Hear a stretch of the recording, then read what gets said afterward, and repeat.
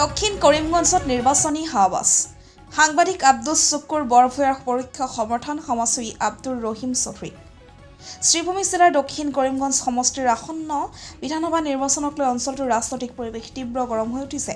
আজি সমাজসেৱী তথা প্ৰাক্তন সেনা বিষয়া আব্দুৰ ৰহিম চৌধুৰীক সাক্ষাৎকাৰ কৰিবলৈ বৰাক উপত্যকাৰ খ্যাতনামা সাংবাদিক লেখক আৰু সমাজকৰ্মী আব্দুছ শুকুৰ বৰভূঞা মহাশয় স্বচক্ষে উপস্থিত হয়।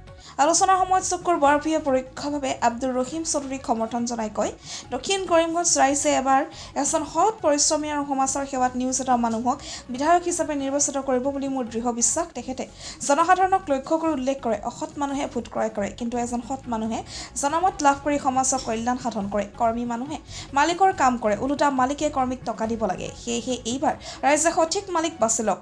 বৰ্তমান এই মন্তব্য ৰাজনৈতিক মহলে নতুন চৰ্চাৰ সূচনা কৰিছে। অঞ্চলটোৰ বহু লোকে এই সাক্ষাৎকাৰক জন প্ৰতিক্ৰিয়া বৰ্ণনা কৰিছে, যি দক্ষিণ কৰিমগঞ্জত নিৰ্বাচনৰ এক নতুন অধ্যায় সূচনা কৰিব পাৰে। আমি খুবই খুশি হয়েছি অপূর্ব সেনা বিভাগের বড় অফিসার হইয়া তার যে সামাজিকভাবে মানুষের উন্নয়নমূলক চিন্তা যেটা করে নিজের পয়সা খরচ করিয়া অতি নিচের মানুষের কল্যাণে এটা অত্যন্ত অনুকরণীয় ব্যাপার। এবং আমি আমার বাতি যে রকম তার একটা ফটো রইতো আমি আগামী দিনে আমার একটা সংগঠনের আমি কনভেনার, তার নাম হলো প্রগতিশীল নাগরিক মঞ্চ হাবিবুর রশিদ সাহেবেরও দিছি, এটা আমি হবিবুর রহমানেরও দিছি, এটা আমি আপনারা রেলের মাঝে রিক্সা চালাইয়া ইয়েও বানাইছে যান, স্কুল বানাইছে মাহমুদ আলী তানরেও দিছি। এরপরে মানুষগুলো উন্নত হয়, শিক্ষিত হয়, গ্রামের মানুষগুলোর তার মেরিটোরিয়াস হয় এবং সেই মানুষগুলার যদি তুলিয়া ধরা লাগে তা নিয়োগ হবেন তো এটা সমাজের কল্যাণে কাজ করে। এই মেয়েগুলো জানে বিশ্বাস করি এটা মেয়ের হয়েছে না, সব মহিলা হয়ে গেছে। তো এটা তো মেয়ে নাই, তো এটা উন্নতি জীবনযাপন করার চেষ্টা করতে পারে। এবং আমি তারা হয়েছি যে আপনারা আমরা লোকে আইন আমরা মায়া করলে তো ভালো, কারণ তারা সম্পর্কে যে যাই হোক তারা মায়ের জাতি। ওই আইলাম দেখা করলাম আপনারা যেহেতু ২৬-ৰ নিৰ্বাচন আহি আছে, আমি বিভিন্ন ক্ষেত্ৰটিকে গম পাইছোঁ যে তেখেতে অহা নিৰ্বাচনত ভোট খেলিবলৈ মন মেলিছে। আপুনি এই ব্যাপাৰে কি কয়? কোনো দলৰ পৰা খেলিব নেকি, ইণ্ডিপেণ্ডেণ্ট খেলিব? তেখেতৰ পৰা আমি জানিম। কোন দল থেকে চলতে না নির্দল? আমি তো আম আদমি পার্টির। আম আদমি পার্টির তো এখানে সংগঠন নাই। নেই, আমার পার্টি আম আদমি পার্টির সংগঠন আছে এমন কোনো ব্যাপার নয়, কিন্তু বর্তমানে আমি কি করব সেটা আমি নিজে বলতে পারছি না। কেননা আপনি যে একটা কথা বলেছেন সংগঠন নেই তেমন কিছু না, কিন্তু ততটুকু সাফিসিয়েন্ট সংগঠন নেই। যে সংগঠন নিয়ে যে আপনি একটা ফিল্ডে নামতে পারবেন তেমন সংগঠন নেই। তাই আমি কোন পার্টি থেকে খেলবো বা নির্দল হবে বা কি করব এটা এখন পর্যন্ত কোনো কিছু ফাইনাল ডিসিশনে যায়নি। আশা করি সিচুয়েশন বুঝে এটা করতে হবে, পরিস্থিতির উপর নির্ভর করবো, পরিস্থিতির উপর নির্ভর হবে। কতজন প্রসাদিত অধিকাংশ ক্ষেত্রে যদি এখানে শিক্ষাগত যোগ্যতা করে ইম্পোজ করে তো অনেক জায়গায় ক্যান্ডিডেট পাইতো না, হয়তো তারা এটাই ভাবে। কিন্তু দেখা যায় পঞ্চায়েতে নির্বাচিত হওয়ার পরে বহু ক্ষেত্রে আমি অমুকর প্রতিনিধি হইয়া নিজের পরিচয় অন্যরা দেয়, যেখানে প্রতিনিধিত্ব পাওয়ার কোনো আইন কানুন আছে বলে আমাদের বা আমরা কারোর জানা নাই, আপনারা জানা অযোগ্যতা প্রমাণ করে একজন প্রতিনিধি সাজিয়া, এবং এরাই মূল প্রতিনিধির শ্রেষ্ঠত্ব গুরুত্ব যদি অল্প বিস্তরও থাকে সেই গুরুত্বটা কমাই দেয়। আমি এটার পক্ষে নাই, কোনো প্রতিনিধিত্ব থাকতে পারে না, নিয়ম নাই। আইতো সেখানে আইতো সরকারের যেখানে যে পার্সেন্টে মহিলাদের জন্য করছে রিজার্ভ দিছে, সেই যোগ্যতা আছে তার। যদি যোগ্যতা থাকিয়ে থাকে, ভোট যদি খেলতে থাকে, তাহলে এখানে একবার প্রতিনিধিত্ব দিত। একমাত্র মন্ত্রীর থাকা ভালো, নানান কাজে তারা ব্যস্ত থাকে, বিধায়ক দ্বারা প্রায় ক্ষেত্রে থাকে। আগন্তুক ভোট খেলে আপোনালোকে সমৰ্থন কৰে? আমি তো অনেক দূরের লোক, আমি সমর্থন করি ওই মানুষটা না। সমাজক আপোনালোকে ধৰি ৰাখিছে, সমাজটোক বৰাক উপত্যকাৰ সমাজটোক আপোনালোকে ধৰি ৰাখিছে। আপোনালোকে যদি তেখেতক ছাপোৰ্ট কৰে, সাধাৰণ ৰাইজে ছাপোৰ্ট কৰিব। আমি দল এই বিষয়ে আপুনি দল ভিত্তিক লোক নয়, নহয় কর্মভিত্তিক। দল করুক যারা সরকার গঠন করবে। একজন আমাদের দরকার হলো প্রথমে একজন ভালো লোক বিধায়ক হওয়া। First of all we will try to make a man, elect a man এটা গুড ম্যান, এটা অনেস্ট ম্যান। এবং সরকার যখন গঠিত হইব হে তার মত মতো যার মন তারে ভোট দিতে পারে, যাকে ইচ্ছা তাকেই ভোট দিতে পারে। শুকুর বড়ভূঁইয়া একজন জার্নালিস্ট, বরাকভ্যালির সুপরিচিত ব্যক্তিত্ব। আমি গত কয়েক বছর থেকে আম আদমি পার্টির বরাক ইনচার্জ ছিলাম। আমি এই 3 ডিস্ট্রিক্ট, যেটা করিমগঞ্জ, বর্তমান শ্রীভূমি, হাইলাকান্দি, শিলচর, 3 ডিস্ট্রিক্টে ভ্রমণ করেছি। বিভিন্ন জ্ঞানী ব্যক্তিদের সাথে আমার সম্পর্ক হয়েছে। তার মধ্যে থেকে একজন আব্দুল শুকুর বড়ভূঁইয়া স্যার। ওনার সাথে আগেও আমার একটা ইন্টারভিউ হয়েছে। ওনার কাছ থেকে অনেক কিছু আমি শিখতে পেরেছি। এখন বর্তমানে আমাকে আমার এলাকাবাসী জনসাধারণ কিছু প্রেশারাইজ করছেন, আর ওদের ইচ্ছা হিসাবে আমি এগিয়ে যাওয়ার চেষ্টা করছি।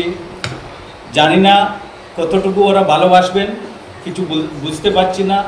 কিন্তু আরও একটা জিনিস আমি নিজে চিন্তা করছি, বর্তমানে আমাদের এলাকা, আমাদের ডিস্ট্রিক্ট হোক, স্টেট হোক, বা আমাদের দেশ হোক, যে ধরনের রাজনৈতিক অবস্থা চলছে, সেই রাজনৈতিক অবস্থা দেখে আমাদেরকে কিছু না কিছু চিন্তা করতে হবে। কেননা কোনো রাজনৈতিক পার্টি জনসাধারণের স্বার্থে বিশেষ কিছু কাজ করেনি। আজকে ফেসবুক, হোয়াটসঅ্যাপ, মিডিয়া সব কিছুতে দেখা যায় অনেক রাজনৈতিক নেতারা অনেক সভা সমিতি করছেন। আমাকেও কেউ বলছেন সভা সমিতি করার জন্য। যে জায়গায় আজ পর্যন্ত কোনো ইলেকশনের ডিক্লেয়ার হয়নি, ভোট চাওয়ার প্রয়োজনীয়তা আমি বুঝতে পারছি না। যদি পুরনো কেউ থাকে, কেউ যদি রাজনৈতিক নেতা থাকে, এ যদি নিজে কাজ করতে, যদি নিজে জনসাধারণের কাজ করেছে বলে ভাবে, তাহলে অটোমেটিকলি জনসাধারণ ওর পিছনে থাকবে। ভোট চাওয়ার তো কোনো দরকার আমি বুঝতে পারি না। স্যার, এখন যে সভা সমিতি নেতারা করছেন, এটা তো ভোট চাওয়ার নয়, এটা জনসংযোগ সভা করছে না। এর মধ্যে জনসংযোগ সবার যে লেকচারগুলো আপনি দেখবেন, উনাকে ভোট দিন, ওনাকে ইয়ে করেন, ওনাকে ও করেন, উনি অনেক কাজ করেছেন।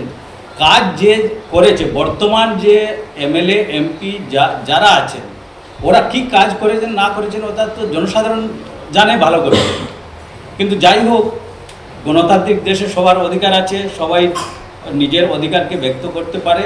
তবে আমি নিজে যখন আমার ইন্ডিয়ান ন্যাশনাল আর্মি থেকে রিটায়ার্ড হয়ে এসেছি, আসার পর থেকেই আমি সাধারণ মানুষের কাজ করে নিজেকে সাধারণ মানুষের পাশে দাঁড়ানোর চেষ্টা করেছি। জানি না ওরা কতটুকু আমাকে ভালোবাসবে, ও সময় আসলেই বোঝা যাবে।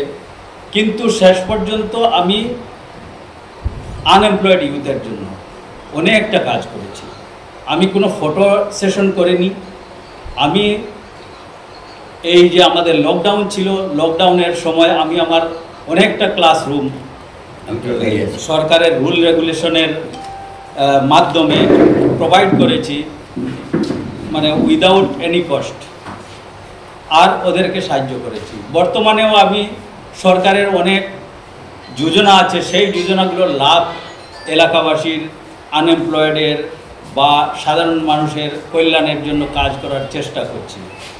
আমি এই যে আপনারা বলছেন যে ইলেকশন খেলবে, রাজনীতি খেলবে বা ওই এমএলএ এমপি বনার, আমার তেমন বিশেষ ইচ্ছা নয়। কিন্তু আমাদেরকে কেউ না কেউ এগিয়ে যেতে হবে। আমরা এই যে পরিস্থিতি বর্তমানে দেখা যায় যে আমাদের এলাকায় কোন পার্টি কাজ করে যাচ্ছে, আমার মাথায় যা ছোট বুদ্ধি আছে, ওই বুদ্ধিতে কিছু বুঝতে পারছি না কোন পার্টি আছে। যে পার্টি দেখো সেই পার্টি, মানে যেমন মনে করেন একটা বিজেপি একটা পার্টি আছে, কংগ্রেস একটা পার্টি আছে, ইউডিএফ একটা পার্টি আছে, কিন্তু এই পার্টির ভূমিকা যেটা আছে সেই ভূমিকা আমি বুঝতে পারছি না। কেননা কোনো বিরোধী দল নেই। আমরা স্কুল কলেজে পড়াশোনা করার সময় জানতে পেরেছি যে আমাদের গণতান্ত্রিক দেশে একটা বড় একটা ভূমিকা হচ্ছে বিপক্ষ পার্টিদের, অপোজিশনের। কিন্তু এখানে কোনো অপোজিশন আমি আমার এলাকায় দেখতে পাচ্ছি না, আমার বরাক ভ্যালিতে দেখতে পাচ্ছি না, আমার আসাম ভ্যালিতে দেখতে পাচ্ছি না, আসামে দেখতে পাচ্ছি না, এমনকি ইন্ডিয়াতেও এমন কোনো বিরোধী পক্ষ যে সাধারণ মানুষের কোনো আওয়াজ তুলতে পারবে তেমন কোনো কিছু বুঝতে পারছি না। তাই যা বিরোধী পক্ষের মধ্যে আম আদমিও কিন্তু পড়ে। আম আদমি পার্টি আছে, আমার পার্টি যেটা আম আদমি পার্টি বিরোধী পার্টি আছে, কিন্তু বিরোধী পক্ষ শক্তিশালী যতক্ষণ পর্যন্ত না হবে ততক্ষণ পর্যন্ত কোনো আওয়াজ তুলতে পারবে না। আম আদমি পার্টি তেমন স্টেজে এখন পর্যন্ত পৌঁছাতে পারেনি। আর বাকি যে অন্যান্য পার্টিরা আছে, দেখেন পার্টি কংগ্রেস একটা বড় পার্টি আছে, কিন্তু বড় পার্টি হয়েও যে যতটুকু আপনি দেখেন, আমি বিশেষ লম্বা করতে চাই নাই, কিন্তু আমাদের যে ডিলিমিটেশন আছে বা যে আমাদের এনআরসি, সিএ এই সমস্ত আছে, এই সমস্তর ভূমিকা দেখেন, কে অর্ডার করেছে আবার কে ইমপ্লিমেন্ট করেছে, এই সমস্ত যদি আপনার দেখেন তাহলে দেখবেন ছোটো মিয়া বড় মিয়া, ছোটো মিয়া বড় মিয়া সব একই জিনিস। তাই আমরা জনসাধারণ যারা আছি আমাদের ভবিষ্যতের জন্য কাজ করতে হবে।